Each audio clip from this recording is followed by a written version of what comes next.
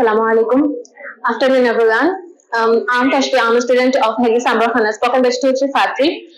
First of all, thanks HEXA for giving an opportunity to deliver a speech in such a wonderful speech competition. Here I'm going to talk about a computer, computer in the speech competition organized by HEXA.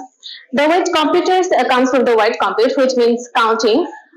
So a machine which could count anything and output in a wonderful way is called computer. Computer is an electronic device that needs an operator to give directions. Charles Babbage is the father of computation. Charles Babbage is the father of computers who made computers in 1837. With his great invention and contribution, human lives have enjoyed a new and improved life. ENIAC was the first computer was made by John and CRISPR.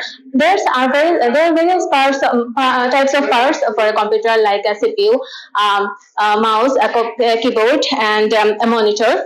Nowadays, computers are used for all kinds of sectors in our life, like school, college, bank, offices, and so on. It's impossible to survive without a computer in the 21st century. We are so much dependent on computers for our daily life, so it's really impossible to live without computers on technological system.